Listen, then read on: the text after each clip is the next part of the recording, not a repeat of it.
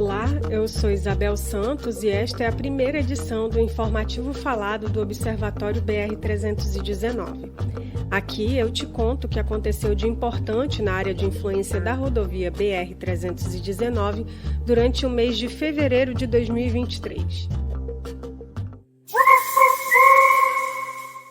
O destaque do mês de fevereiro trouxe a matéria com o título 94% do desmatamento na BR-319 em 2022 foi registrado em 6 municípios.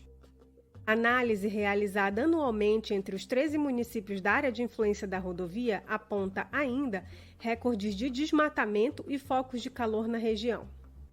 2022 foi um ano de recordes de desmatamento e focos de calor nas regiões monitoradas pelo Observatório BR-319 na rodovia entre 2010 e 2022. Esse monitoramento é realizado em 13 municípios entre os estados do Amazonas e de Rondônia. Os registros mais altos foram detectados em municípios ao sul da rodovia, área mais próxima do arco do desmatamento e historicamente sujeita a mais pressões. A situação se desenrolou no contexto dos últimos movimentos políticos do governo do então presidente Jair Bolsonaro, que manteve o ritmo acelerado do avanço do processo de licenciamento do trecho do meio e a desproteção da terra indígena Jacareúba-Catauixi. Somado a isso, também houve o enfraquecimento de órgãos de fiscalização e o desmantelamento de políticas públicas socioambientais. Canutama, Humaitá, Lábrea, Manicoré, Porto Velho e Tapauá foram os 6 municípios do sul da BR-319 responsáveis por 94% de todo o desmatamento registrado entre os 13 municípios da BR-319, somando o total de 159.659 hectares desmatados. Além disso, os 5 municípios da BR-319 com mais focos de calor em 2022 foram Porto Velho, Lábrea, Manicoré, Humaitá e Canutama, que juntos somaram 89% do total de focos registrados, somando 12.553 focos de calor durante o ano na rodovia. A situação na BR-319 seguiu a tendência registrada no Amazonas, que foi o estado da região da Amazônia Legal que apresentou o maior aumento de desmatamento em relação a 2021, com 24%.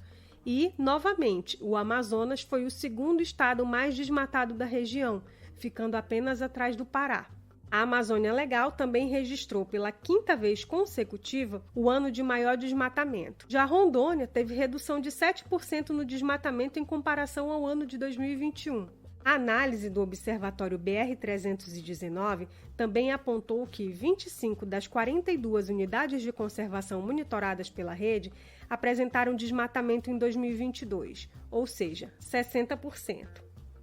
As mais desmatadas foram a Reserva Extrativista Jaci-Paraná, com 4.254 hectares, a Floresta Estadual Tapauá, com 1.830 hectares, e o Parque Nacional Mapinguari, com 1.172 hectares de perda florestal.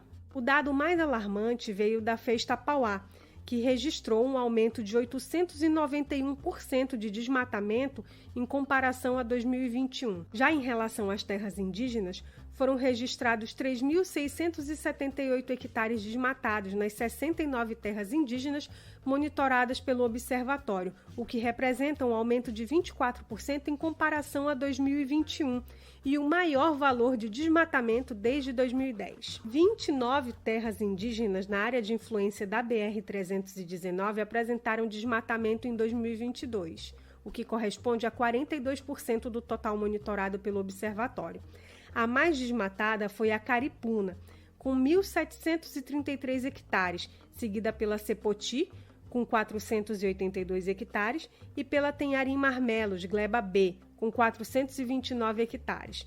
As 3, mais a Cissaíma, Jauari, Murutinga-Tracajá e Boca do Acre, apareceram no ranking das 10 terras indígenas mais desmatadas de toda a Amazônia Legal ao longo de 2022. Todas essas informações e com mais detalhes estão na publicação Retrospectiva 2022, Desmatamento e Focos de Calor na área de influência da rodovia BR-319, disponível na biblioteca do site do Observatório BR-319. A seção Interior em Foco trouxe a matéria com o título Festival Saberes da Floresta movimenta comunidades do Careiro. Evento realizado durante 3 dias recebeu cerca de 500 pessoas em mais de 30 atividades e atrações culturais com foco no desenvolvimento sustentável e na valorização dos saberes locais. Empreendedorismo, conhecimentos tradicionais, arte e muita sustentabilidade deram o tom da primeira edição Festival Saberes da Floresta, realizado no início de fevereiro no município de Careiro Castanho.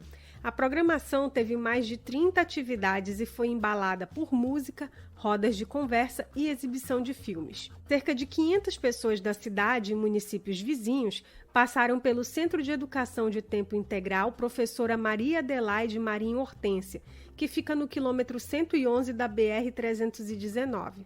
O evento foi promovido pela Casa do Rio e a WCS Brasil, organizações membro do Observatório BR-319, e integra uma estratégia da WCS Brasil de fortalecer instituições locais e difundir iniciativas sociais para a promoção de uma gestão integrada das áreas protegidas da BR-319. A primeira edição do Festival Saberes da Floresta foi uma realização da Casa do Rio, com financiamento da Fundação Segré, por meio da WCS Brasil, e contou ainda com o apoio do Observatório BR-319 e diversas organizações que atuam no município, além de órgãos do poder público. Esta foi a seção Interior em Foco da edição de fevereiro de 2023. A seção Ciência trouxe o artigo com o título A importância da devolutiva científica em língua indígena em Humaitá e região. Ao longo do tempo, muitos projetos de pesquisa têm sido desenvolvidos nas florestas da BR-319, próximas à cidade de Humaitá. Agora, uma parte dos resultados encontrados pelos pesquisadores tem retornado para a sociedade no formato de livros sobre a biodiversidade local e materiais de divulgação científica. Entre os vários produtos produzidos, 2 banners na língua indígena Tupi-Kauarriva se destacam. Em um deles, intitulado As Cobras Venenosas da Região de Humaitá, é feita uma breve introdução e exposição sobre as principais cobras venenosas que ocorrem próximo da cidade e que podem ser ocasionalmente encontradas nos quintais dos moradores. Enquanto no outro, intitulado Os Gêneros de Anuros da Região de Humaitá, uma introdução à diversidade de sapos para estudantes e ecoturistas, são expostas algumas espécies de sapos que são encontradas na região e que podem ser observadas ao longo da rodovia. Os banners em Tupi-Kauarriva e português estão disponíveis na área de materiais educativos da biblioteca do site do Observatório BR-319 e podem ser usados por quem quiser em finalidades educativas e científicas. Outros materiais como esses estão sendo traduzidos e produzidos e em breve também estarão disponíveis. Estas informações são do pesquisador Sérgio Santorelli Júnior, que é vinculado à Universidade Federal do Amazonas no campus Humaitá, através do Programa de Fixação de Recursos Humanos no interior do estado da FAPEAM, através do edital 009/2021.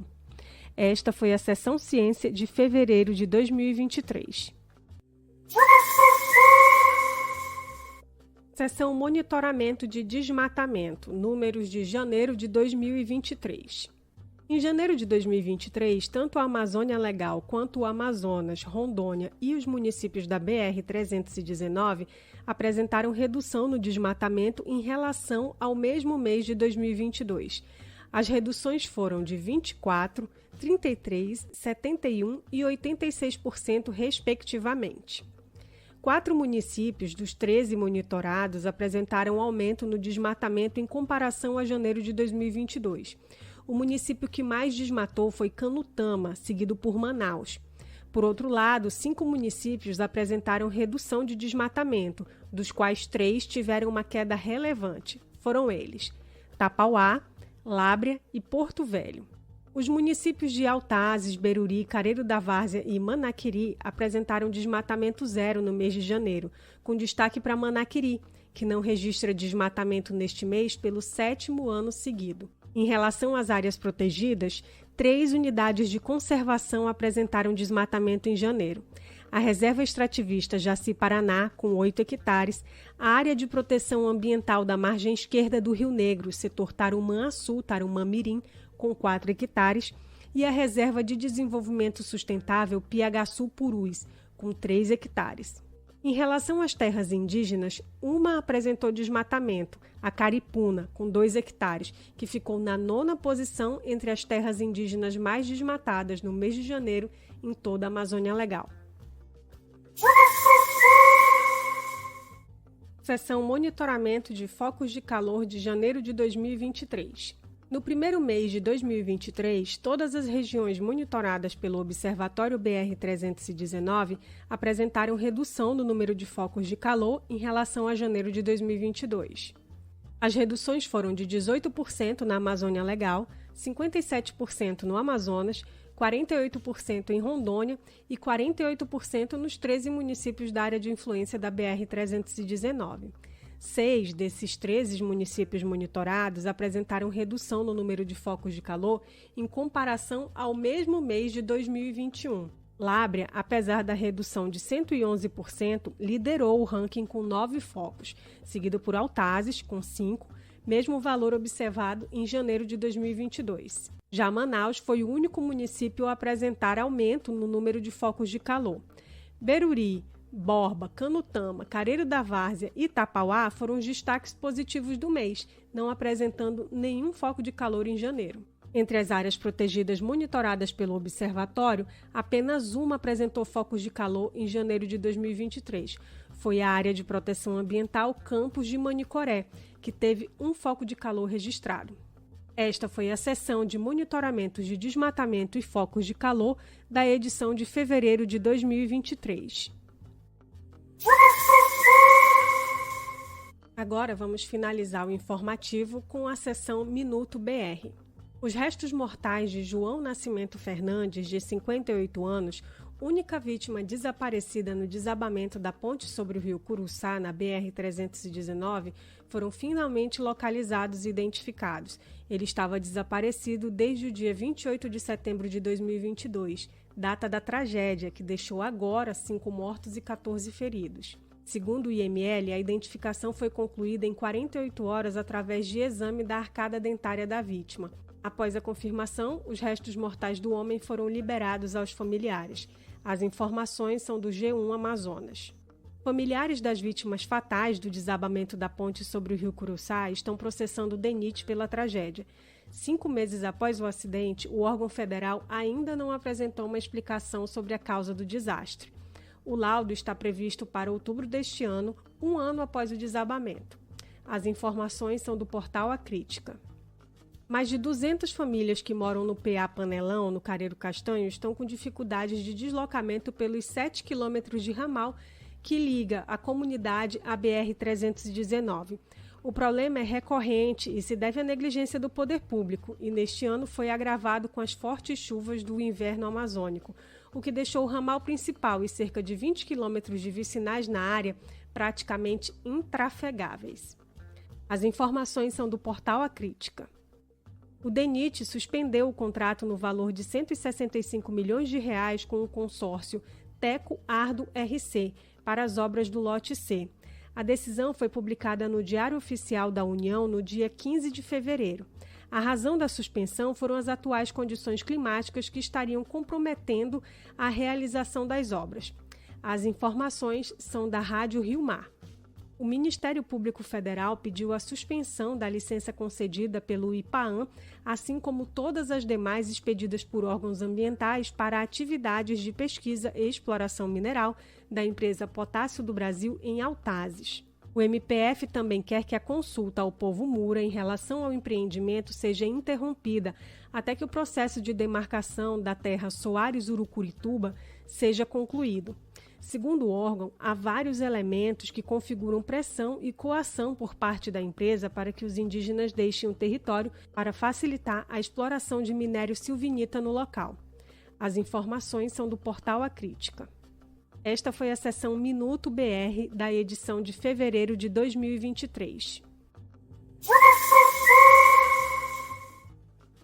E é isso. Por enquanto eu fico por aqui. Se quiser saber mais sobre mais notícias desta edição, acesse o nosso site na internet através do endereço www.observatoriobr319.org.br. Obrigada por nos ouvir e até a próxima!